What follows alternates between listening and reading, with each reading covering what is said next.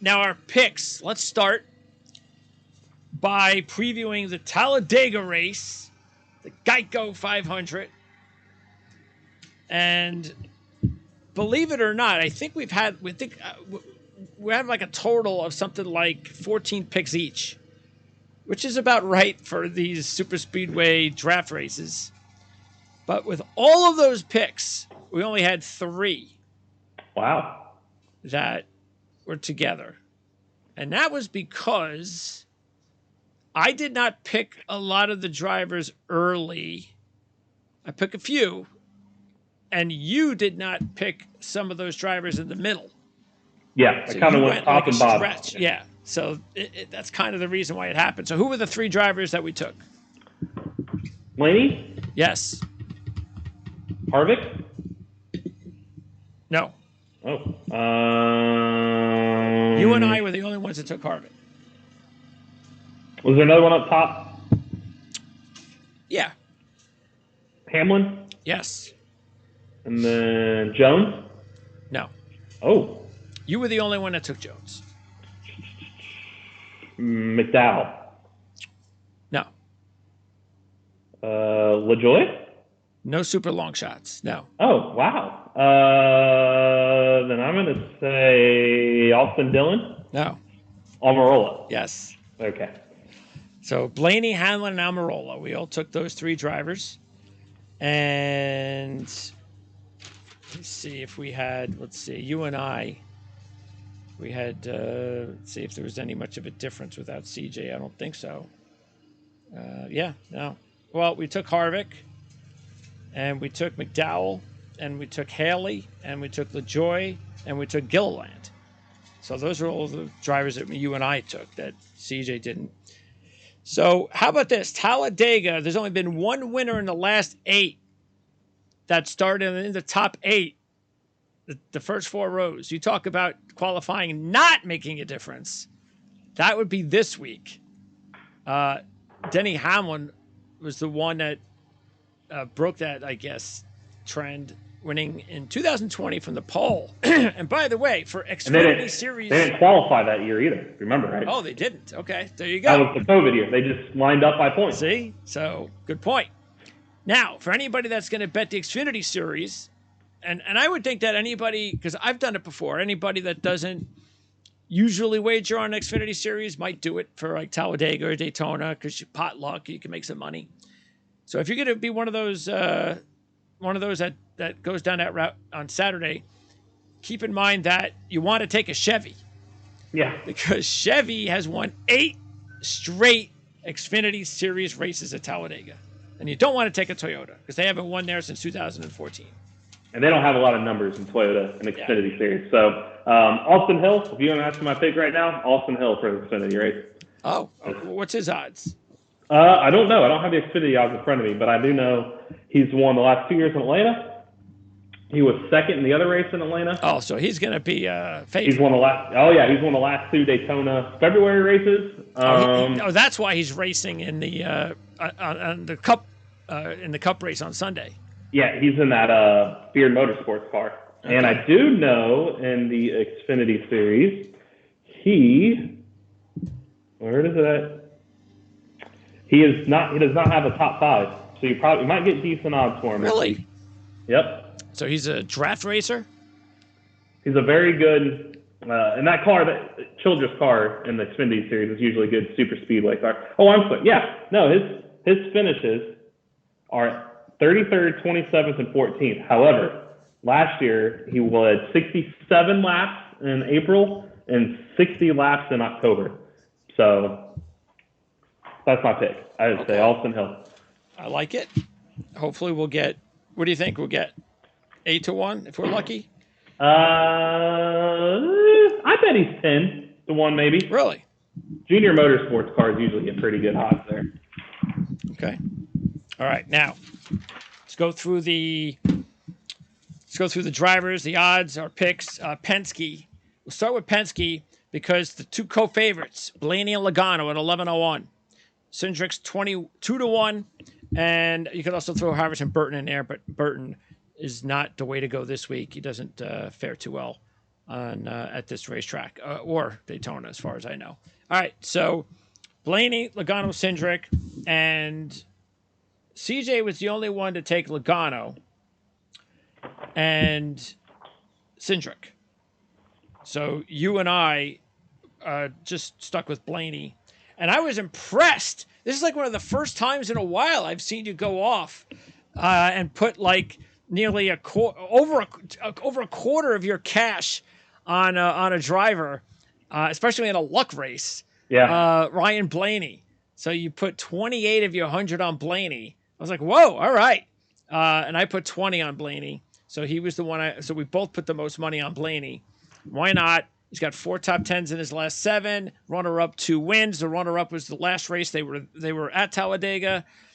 He led laps in both races last year. And this is definitely one of, if not the best Talladega driver going, like in the last few years, the last 3 years. Because Keselowski is not that he used to be. He used to hold that mantle. He doesn't hold the mantle anymore based on the last 2 or 3 years. But Blaney's definitely at the top. And you might put Hamlin in there as well, which is why we both have Hamlin. But, yeah, Blaney is definitely going to be a tough one if he gets the breaks and if he doesn't get into any trouble. Yeah, for as random as Talladega is, he's got 3 top 2 finishes in his last 7 races there. His last win was on a super speedway at Daytona. Since the start of 2020, the only person that has more speedway wins, on speedway meaning Daytona and Talladega, is a Hamlin. Blaney's the best average finishing position, 2nd most top 5s, tied for the most top 10s, 3rd most laps led. So 11-1 is quite the bargain to get him there. Plus, Fords in general, I went a little deeper too. The only tracks they're good at this season are super speedways. Uh-oh. They have led 46.1% of all their laps led this year at the 2 races at Daytona and Atlanta. They've led 343 of 743 laps combined on those 2 tracks. Next best, Toyota, 66 laps led. So Ford has 343. Wow. The next is 66. Chevy is next with 63. Remember, also, Ford, I think they have a top 8 qualifiers in Atlanta. They were really good in Daytona. They just didn't win it again. I got right here. That's the top 8 qualifying. They led 221 of the 260 laps. So I really like Ford for that aspect. Blaney being a Ford driver, that's why I invested so heavily, because Logano, it sounds weird not trusting a guy that finished 2nd, 1st in the 2 super speedway races this year. However, and he's a 3-time Talladega winner, by the way. But 4 of his last 5 Talladega finishes, he's finished 26th or worse. He's got 1 top 10 in that standpoint. So it's just hard to go all in when it's like Blaney's due. Logano's not necessarily due. And we've talked about that when you're on these Daytona, Talladega layouts. If you're in like a little bit of a rut, like Logano is, you just tend to not. You don't want to go back to them until they get out of the rut. Yeah. And he's in a rut, like you said, just 1 out of the last 7. And he stole a runner-up last week. So if you even look at his momentum, he won Atlanta, but outside of him stealing that, his only other top 5 this year is at Daytona. So I just don't like where he's at right now. And for the same odds, that's why I had to go more all in on Blaney. Just 11-1 for probably. I know you got Hamlin in there, so I'm going to say he's a top 3 right now driver on super speedways, and you get 11-1. You have to cash in on that. Okay. Meanwhile, Cindric hasn't shown much. Few top 10s and even in the Xfinity Series, but you could see why his odds have gone from 15-1 to 22-1 the last time they raced at Talladega. And next up, let's stay with the Ford camp, RFK, Keselowski, and Buescher. And I took both drivers. CJ took Keselowski. You skipped the RFK camp. Keselowski 15-1, Buescher 22-1. Of course, Keselowski, as we said, he used to be the man at Talladega. He won his first ever appearance there. He's got 6 wins out of 28, but just won in his last 10. And he's only led 20 laps at Talladega in his last 6. Buescher, meanwhile, has 2 top 10s out of 6 in his last 6. He was also 4th in the 500. He's done pretty well in the draft racing, and even did well in the Xfinity Series here back in the day when he was running Xfinity Series. And Buescher, meanwhile, both of these drivers, their odds have improved from last year. Keselowski went from 20 to 15 to 1. Buescher went from 30 to 22 to 1. But I just stuck with both of them. I thought the odds were pretty decent to stick with both of them. Neither of them have a win. And this would be one of those races where I could see them kind of breaking through. Yeah, I just didn't like Brad going from that 20 to 15 to 1 number. That was the only thing that scared me away. It was like I could go more and that's heavier on Blaney if I forego going that route, 15 to 1. And yes, he's won 6 times there, most of anybody active in the field.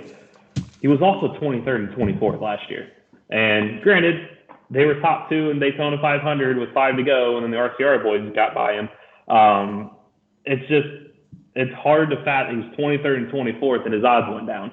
And Buescher, it was hard not to take him, but at Talladega in 15 tries, he's never had a top 5 either. His best finish, he does have a pair of 6th place finishes, but 4 of his last 5 finishes at Talladega, he's been 21st or worse.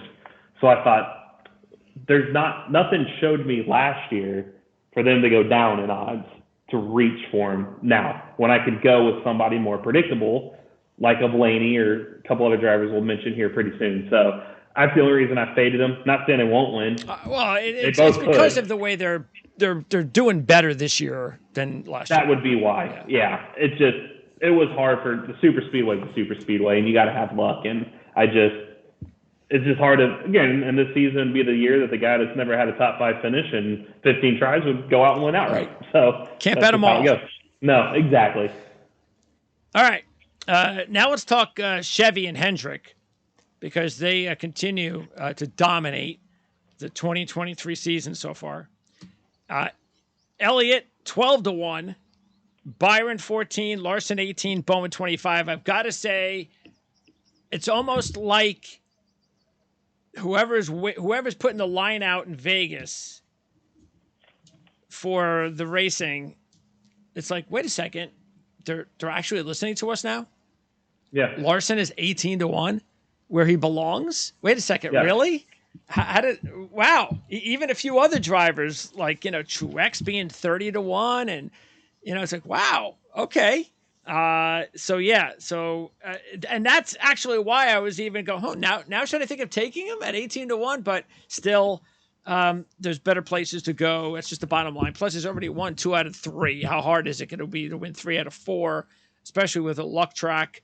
And yet he was 4th in this race last year, leading 32 laps, which is really his best performance. So, look, if you want to take Larson out there at 18 to 1, I don't blame you. He was 12 to 1 last year.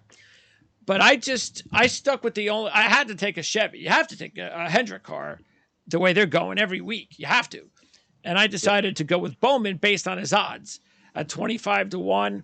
He does have a few decent results. He was 5th in the 500. So, he's not terrible. He's not really good. But, he's a Chevy without a win. He's a Hendrick without a win. And I figured, why not at 25 to 1? You decided to go with Chase Elliott. I was a little bit surprised by that myself. But Elliott is your Hendrick driver this week. Yeah, I went. Talladega seems to be a track to where the heavy favorites end up somehow, and they find the way to victory lane. I looked, as 8 times since 1995 has a driver earned their first or second career victory at Talladega. 6 of those 8 times did occur in the last 6 years. But if you look at the guys that did win it, they're still end up being pretty good speedway racers. And Chase, hey, all's right in the world. You notice the ratings went up 11%. Not down, they went up. Chase is back. So what better place? Alabama, Chase Elliott country, used to be Dale Jr. country, gets that win. I mean, he won the last time out. 2 trips to victory lane his last 8 Talladega starts. 7th and 1st last year there. 5 top 8 finishes his last 8 at Talladega. He's got 2 top 10s in his 3 starts this season. So it just felt right. 12-1, I felt a decent number for him. Larson, as you said, still that finish last year, 37 super speedway starts. That's his only top 5. I just don't, granted, he probably shouldn't have won Martinsville. Well, he shouldn't have won Martinsville. He's going to go out and win Talladega. But I just, even at 18-1, I had to pass. Byron was interesting because he's been good this year. 4 top 12s in his last 6 at Talladega, so it shows he's up there. But he also has had 8 finishes outside the top 10 and 10 tries there too. So he's just kind of a 10 to 15th place guy, not necessarily a winner. Bowman, I looked at him as you did, but he has 1 top 5 finish in Daytona and just 1 at Talladega in 14 starts. And 2 of his last 3 Talladega finishes was 38. So I thought out of the Hendrick camp, if I'm going to go by the little reliable method that I use this week, I'll just ride with Elliott. Yeah, I mean, honestly, I think Byron and Bowman should have the same odds for this race. I do too. I don't understand the Bowman disrespect. We talk about this every week, and he's starting to get respect on the futures finally. Yes, a little bit. But 25-1, I thought was a little low. They had him too low. He should probably be. Honestly, I probably would have had them both at 18-1 and put Larson back down to 25-1. I'm still baffled that Bowman has worse odds than Larson when Bowman's a better speedway racer than Larson. Yeah. So I might have taken Larson at 25 or 30-1. I probably would have thought about even saying what I just said, but but 18-1, no, still too steep for me. Also, Chevy is Ricky Stenhouse. How about Ricky Stenhouse, who was 40-1 last year, now 18-1? Here's the deal though. He hasn't had a top 15 at Talladega in his last 5 attempts. His first 14, 9 top 10s, 6 top 5s, and a win from the pole in 2017. Very impressive.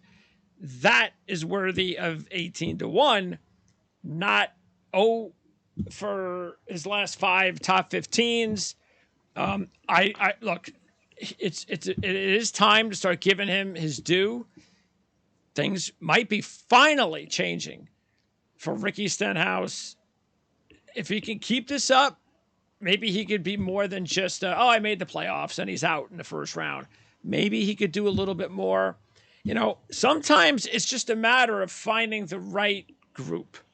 Everybody's all this, movement and so forth. You got to find the right crew chief, the right team, everything. It's got to kind of work. It's got to get synergy, chemistry. Maybe Ricky Stenhouse has finally found that. It seems like it. Is he really going to win two for two? That's the reason why. If he had no wins this year, I would have took him. If he was down at 28-30-1, I probably would have thought about it. 18-1 just was steep for a guy that, and let's be honest, he wasn't the best car in Daytona. We saw that. He just happened because of the wrecks at the end, and he was there. So it's just for a guy, as you said, his last 5 Talladega finishes are 38th, 33rd, 16th, 30th, and 22nd. And he's 18-1 only because of his Daytona win. That's where you always hear about don't chase the money. I just feel like if you take him at 18-1, you're just kind of chasing him off of a Daytona win. And I just don't like it at 20 or 18-1. So yeah, none of us took him. And again, but 3 top 10s in his last 4, 1 top 5. This is, I haven't looked, but this has to be the best start of his career. Yeah, it's got to be one of them. Yeah. It has to be. I just, unless I'm missing something from his first year or two, It'd be the Roush days, like early the Roush. But yeah, his best bet is just keep that momentum going. Honestly, since he's got to win, and you're probably not going to win a stage, or you don't want to get caught up in a wreck early, do like you did in Daytona, be there in the end. The past clearly showed what works, so just be there in the end. And if you get another win, you're really in the playoffs, and you got another 5 playoff points to go with it. So if I'm them, I'd probably play it less aggressive. You don't have to be aggressive. That's not his nature. But look, if he wins the race on Sunday, then we'll have to start putting some money on him on his futures. Well, I'm going to say that because Talladega's in the round of 12, and if he's 2 for 2 at Daytona and Talladega, yeah, who's to say he doesn't win in October? And now he's in the round of 8. So All right. you never know. Toyota. Joe Gibbs, we'll start with Gibbs. Hamlin 14, Bell 16, Truex 30, Gibbs 55. Hamlin, a no-brainer.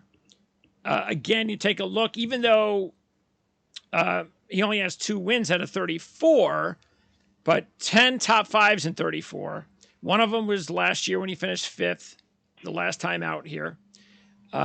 He's led at least 6 laps in his last 6, and most of them have been, 20, 30, that kind of thing. So we know how good of a draft racer he is, and that's why I said I think if you're looking for the top draft racers right now, I think you put Hamlin and Blaney maybe like right next to each other. Yep, I'd have one too, and Hamlin be the one that I'd go with out of this group because Toyota, out of the last 28 super speedway races, they've won 3 times. So the odds are not on their side, which is why you're getting the odds for him. Hamlin, though, as you just said, I mean, you go back to 2019, and I just rattle off Stenhouse's finishes. Here's Hamlin: 3rd, 4th, 1st, 32nd, led 43 laps that race, by the way, 7th, 18th, 5th. He's always up front. He's probably, I would say, because he kind of ushered from Dale Earnhardt to Dale Jr.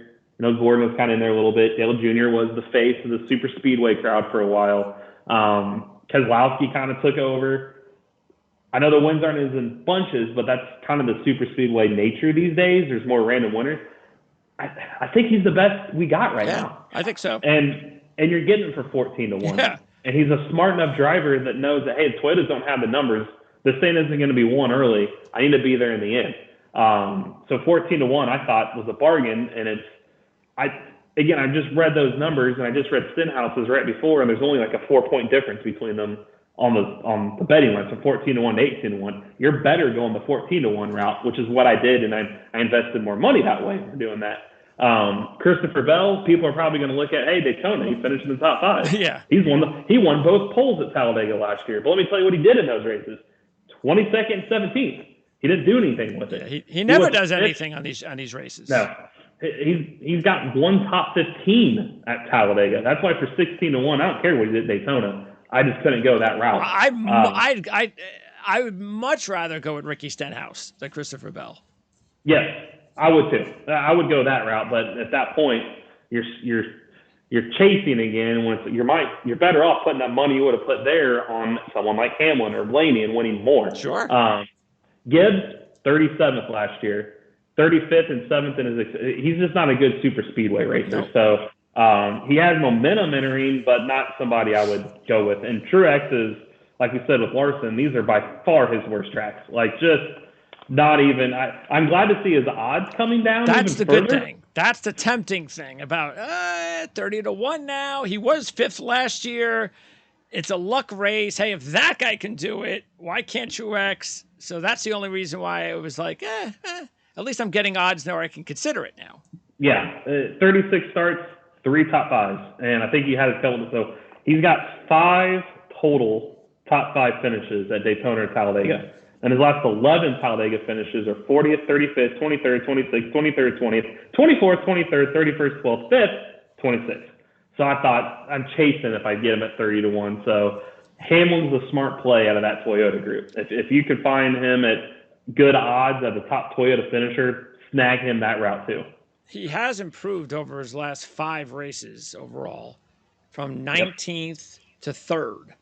So, it's only a couple other places he can go, 2nd or 1st, unless he's got to start a new streak, another trend line. But yeah, Hamlin definitely the way to go. How about Denny Hamlin having the same odds as William Byron in this race? Yeah, I thought that was crazy. And even how is Chase Elliott and Ross Chastain better than Denny Hamlin? I thought the same thing. I thought Hamlin should be the trio at 11-1. I mean, last year it was him and Byron and Elliott, Logano and Larson. I don't know why Larson at 12-1. So he was there last year, and he went backwards. I'm like, that's even better. That just bring them more my way. I can't imagine they're going to stay that way very long. So No, I would put and money that's on that right away. And that's where some of these odds of people talking about over the weekend. We're taping this Tuesday. Things are going to change because a lot of people might take them at 14-1 now. I would those think odds so. may not be 14-1. I can't imagine. I haven't looked at my sports book yet. I can't imagine I'm getting 14-1. I can't. Yeah, it's a steal right now. All right. The other Toyotas, you got Reddick and Wallace. Wallace 18-1, Reddick 22-1. Wallace won this race actually in 2021. Actually, I don't know if it was this race or I think it was the other race. Playoff race, yeah. And Reddick doesn't really have much of a track record on these types of racetracks. So I just figured I'll stay away from Reddick, but I'll throw a few bucks on Wallace. CJ did as well. You decided not to. Wallace did finish 9th last time out. He has also in his last 4 races gotten better each time. Maybe he's starting to get a little bit of a rhythm. And if that's the case, he needs to finish in the top 10 this week. But yeah, at 18-1, I thought that was right on the line. I didn't want to go any lower. And I didn't expect I was going to get much better. But you might be able to. Maybe there's some places you can get 20-1 or better. Yeah, and he's one you're going to wait and wait till qualifying because Toyota's, especially him here, they don't qualify typically well. That's good. And with him, granted, Bell qualifies well there in Hamlin. That's about it. He 9th in this race last year, and was that by rain? I need to look if they actually qualified if that was by rain. Everything else has been like 15th or worse. And I looked at him. Usually, Wallace has been an automatic. I'm always taking him on speedway races. And then I was looking at his finishes again today at Talladega. He's got 1 top 10. It's sort of like LaJoy. Yeah. It's like you look at LaJoy's actual stats, and you're like, wait a second. Hasn't he finished like in the top 5 or top 10 like 4 times, 5 times? No. Yeah, you look at his finishes. They run up front, but they don't finish well. And that's where I got with him. Like, 18-1 is exactly where he should be. And I've chased him every year, and he's only won once for me, obviously. Was this race 2 years, not this race, this track 2 years ago. So that's why I went a little different and took what I would have bet on him. Because remember, I used to have almost a book, I felt like, of drivers I would choose at these races. And I'm just going to invest more in Blaney. Instead of chasing, I feel a lot better with somebody like that. So that's why I punted on him, just that 1 top 10. I mean, he's only got 2 finishes, better than 15th. And Reddick, these are by far his worst tracks. Yeah. This is another week 39, 28th, his last 3 there. 4 of his 6 outside the top 20.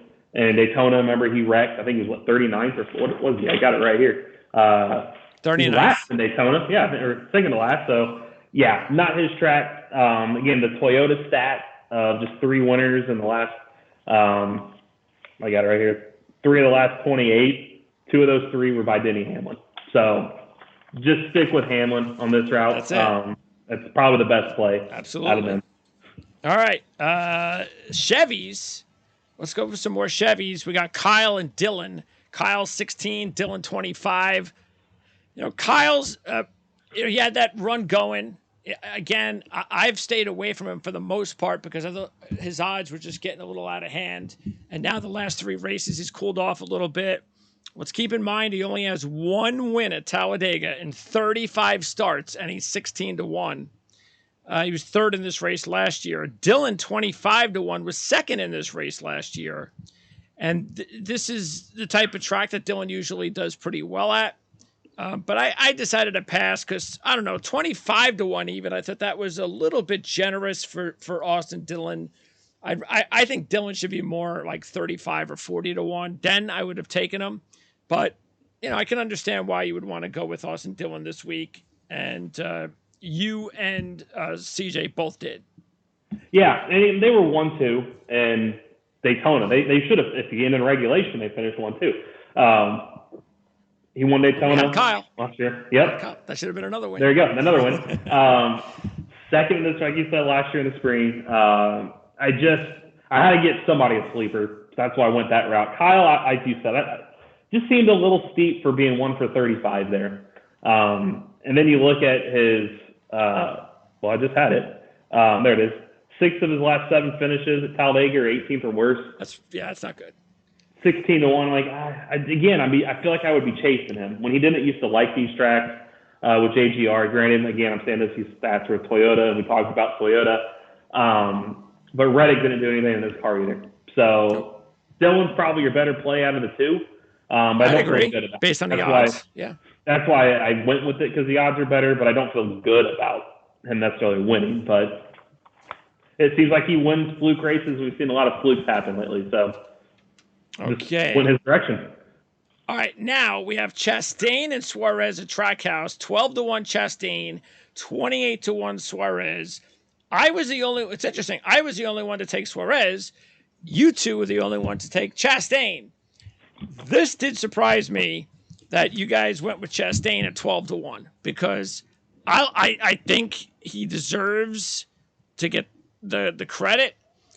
But when I'm trying to compare him myself to, like, an Austin Dillon and a Blaney, some of my other top picks, I just I don't think he's there. I think he should be behind those guys, and I might have taken him at 15-1 or 16-1, but I understand why he's 12-1. He was really good last year. Matter of fact, he was better the last time out when he led 36 laps, as opposed to the race that he stole this race as defending champ. And he actually is very good too in the Xfinity Series at this track. So this is a good racetrack for Ross Chastain. I just didn't like the odds. And Suarez, I did like the odds. And he actually did pretty well last year, along with Chastain. So they both did well last year. And Suarez has a decent history in the Xfinity Series, 7th in the 500 this year. But I was getting a whopping 28-1, as opposed to the 12-1 I'd have to invest on Chastain. But with your strategy of not taking some of the other drivers that we talked about, it's not just extra money on Blaney, but this gives you an opportunity to throw money on drivers that I did not throw on, like Chastain and Elliott at 12-1.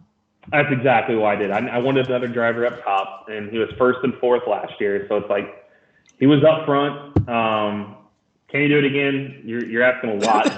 It's hard to get 3 straight top 5s at a super speedway. So I took him, though, 1st and 4th for that. It's like, he's 1st and 4th. Sample size is pretty good, so 12-1. I went that direction. Suarez just 17th or worse in each of his last 6 weeks of the season, and these didn't used to be good tracks for him. So that's the only reason. Granted, he did better recently. He was good in Daytona in February. Yeah.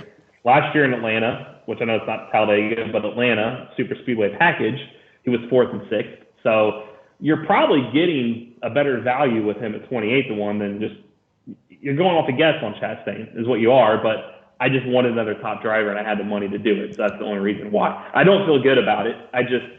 Nothing really. I feel like Trackhouse has cooled on the season. You don't really see so far dominating up front. And I'll caution, Chastain hasn't won a race since this race last year. No. It's been a year since he's won. So that's why I don't feel great at 12-1. 15-1 probably is where he should be. But I had the money to risk it on him a little bit, and I'd rather risk up top than I would in the middle right now. Because, again, as I said, it seems like the top guys end up somehow finding victory lane. And then you have Corey LaJoie at 60-1. He was 100-1 in this race last year. So he's starting to catch on. And yet, he has 1 top 10 in 10 races, and he's led only 2 laps. So that's why it is. This is like one of those situations where it's important that you actually watch the races instead of just looking at stats. If you were looking at stats, you'd never even touch this guy in this race. But watching the races, these types of tracks, if he doesn't get any trouble, and he probably is one of those that employs the strategy of hanging out, waiting until the end of the race, smoke's cleared, I'm there. But he's there. And then something does happen, like Wallace we were talking about, where they're there, they're good enough, but for some reason, whether it's nerves or whatever the case may be, they just can't close the door. And that's exactly where 60-1, where I gambled on him more than Wallace for that exact same reason. Because they seem to be there, and they both don't seem to be there when it counts with the checker flag. But at least if I'm going to gamble on one of those, 60 to 1 sounds better than 18 to 1. Yeah. And we saw what he could do in Atlanta. We've seen him up front in Daytona. And it's just baffling to look and see he's led 2 laps total, both were last year there.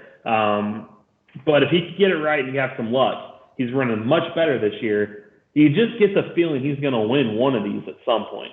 And so while he keeps 60 to 1, I'm going to keep hammering him. That's it. Just keep taking him until he wins. It's interesting that his teammates 200 to 1. And you could say this is one of his better tracks in the Cup Series. I mean, 13th, 11th, 15th, 15th, 17th, 10th, 12th, 3rd. He's been there. Last year he was not with a very good team, 33rd, 23rd, but 200 to 1, I didn't take him. Doesn't hurt to throw $1 his way. Yeah. That's not same a bad equipment. idea. Same equipment that LaJoie has, and there's that big of a gap between them. And Dylan's stats prove that he's pretty good at this track. So it wouldn't hurt a couple bucks to tie Dylan's way. Yeah, and the thing with Wallace, though, let's remember when he did win his race, what was that? Just that was like the last lap kind of deal? Rain. That was the rain. Short. Yep. There you go. All right. Let's now talk some more Chevy with Colleague, Haley and AJ. And again, you and I both took Haley.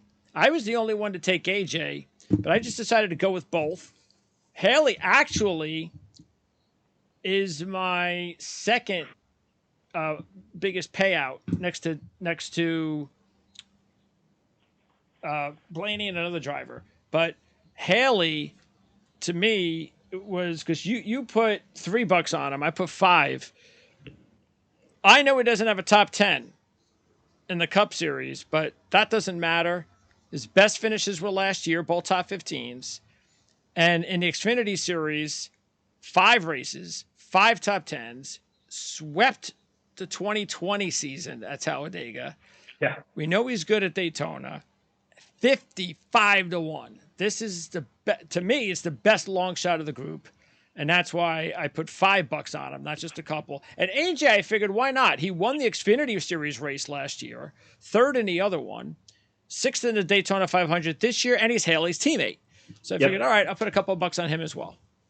And you got to look, Haley's team is beaming now with joy because finally NASCAR got it right. The final appeals process for the 30, they gave him the points back. NASCAR vouched for him, and the appeals panel finally was like, you're right. Hey.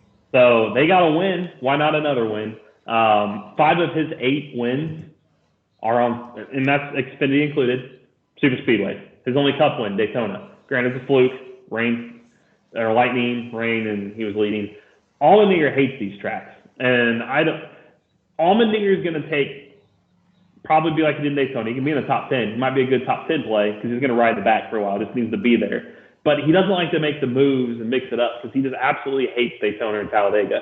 And as you said, it's a steal that Haley, knowing his stats, are 55 to 1 when Allmendinger's 50. Yeah, that doesn't even make any sense. It makes 0 sense. Yeah. There is absolutely no reason Vegas should have that. It should be flip-flops, but I'll take it. At the very least. Yeah. And especially if you talk to the drivers, Haley would say, these are one of my favorite tracks. Allmendinger, I hate these tracks. Why would you have them the way they have them? So 55 to 1, snag it. Take it quickly before it goes. All right. Yep. Now we go back to Ford, Stewart, Haas, Harvick, Almirola, Briscoe, Priest. None of these guys were good odds. They're all long shots, and I took them all. Almirola 25, Briscoe, Harvick 30, Priest 55. And let's see, you took Harvick as well. Yep. And that was it. And CJ didn't take anybody. No, he took Almirola. So he's got Almirola in the group. So for me, Harvick is also one of the better long shots because I'm getting 30 to 1 on Kevin Harvick, who knows how to race with the draft. Doesn't. Yes, his stats may not be perfect, but he does have 19 top 10s and 44 races there, which is not a bad accomplishment. With 8 top 5s a win. Yes, only one win, but that's why he's 30 to 1. We know he's off to a great start. The point standings tells you all you need to know about what kind of a season it's been so far for Harvick without a win. I just felt that this was a steal that I'm getting 30. He's 30. Truex is 30 to 1. Yeah. And look at the two comparisons with the history. It made no sense. I feel like the most safest money-making play you're going to make. Haley's the better long shot. Harvick's the best pick at, as you said, 30-1. He's got 2 top 5s in the last 21. That's fine. I hear you. However, 4 of his last 5 are in the top 10, including 3 of the last 4. 4th, 8th, 10th, and then 29th. That means he's hanging around. He's there, and that's all we need to have is here at Talladega. You just got to be there until the end. He could be there, and you're getting him at 30-1. It's a very safe pick. That's a great top 10 play if you can find some good odds on the sports book somewhere. Almirola, I did like. He had a streak of like 8 straight top 10s, 5 of them in the top 5, but he's not had a top 10 since, and that's the only thing that scared me. However, he enters off of a 6th place finish. He won his duel in February. He's a forward. He's won here before. So at 25-1, he's a good play. I just thought Harvick at 30-1 was an even better play. Sure. Briscoe, I just didn't trust him this week, but he's not a terrible play in the fact he's got 3 top 15s. He just never finished better than 10th. And he'll tell you, too, he's never really liked speedway racing. But he's got a Ford and a Stewart Haas, so he could. Priest is better at Daytona than Talladega. That's why I punted on him. I just feel like last week would be more demoralizing to them, where the other guys might be walking with a pep in their step coming in. So I feel like your better 2 plays at a Stewart Haas, Harvick, Almirola in order, and the other 2 are just you're kind of reaching, but it doesn't hurt with Briscoe. Well, that's the thing. It's not like they're not good in the draft, because Briscoe has had some moments. Also in the Xfinity Series, has showed that he could do it. You talked about Priest at Daytona, so I just figured, well, why not just take them all? Because they're teammates. They're going to try to hook up. And if one of them is there at the end, maybe the other one will be pushing them. So I just decided that's to me, they might actually be the best team to just collectively take together, because the odds are awesome. And you get 4 of these guys. So you could make a play of just going with Stewart Haas guys. Yeah. And it wouldn't hurt you. No. Because they're past, and again, this is where being at the races and the Daytona, they ride in the back for most of the day, and they just, because their play is, let's ride together. We'll have strength in numbers in the end, where everybody might be losing teammates. We have all 4 of us together. Who cares about stage points in these races? It's not going to help you, because you get caught up in a wreck, you may not get any. Let's just ride around the back. Don't worry about it, and we're there in the end. We can win. So yeah, they could all draft together, and Harvick as a veteran at 30-1 was just got to go his way. And then Legacy, you decided to take both. You're the only one to take either of these drivers, but you took both. Gregson, another one of these situations where he hasn't shown it in Cup yet, but very good in the Xfinity Series. 6 out of his 8 races were top 10s. He's got a win last year. Jones has 5 top 10s in his last 6, with 2 top 5s and a runner-up. 6th in both races last year, leading 25 and 23 laps respectively. The only reason I stayed away from those guys is because they're just not doing anything.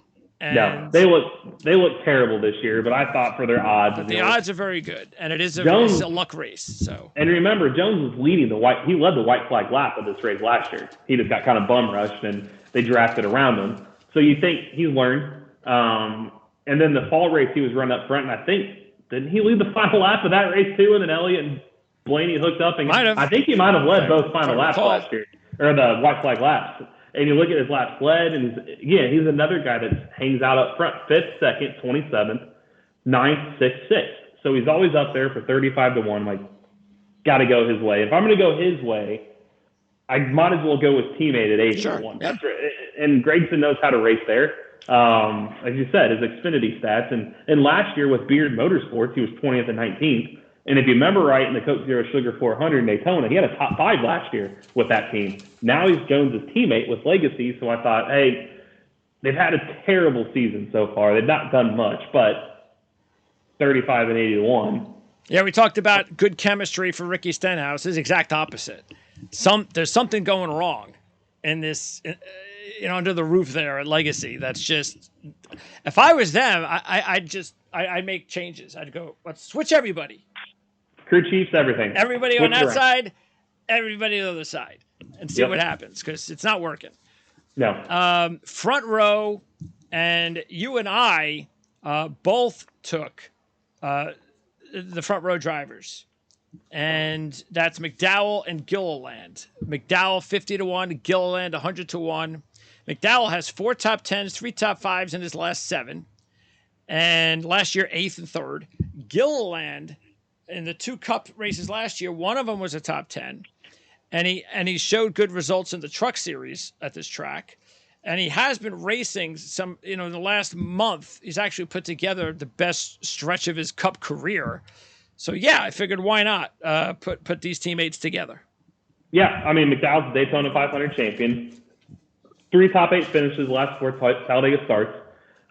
He's running better. And I said he was third, and actually is third in 2 of his last 4 Talladega starts. So he knows how to be there in the end. And Gilliland was great at Daytona. He'd get caught up in incidents that weren't necessarily his fault. He was good there.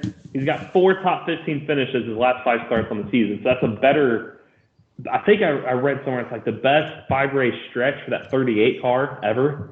7th in this race, or the fall race on this track last year. He's got momentum. He's got a forward. His teammates won with front row. I mean, for 101, it's like you got to go his route. So that's the reason. I'm kind of shocked CJ just didn't throw a couple bucks their way. It doesn't hurt you. You could throw 6 total dollars and come out pretty profitable if one of those guys won. He puts them all on the top. Matter of fact, I think he only had 1 long shot, which was Gibbs.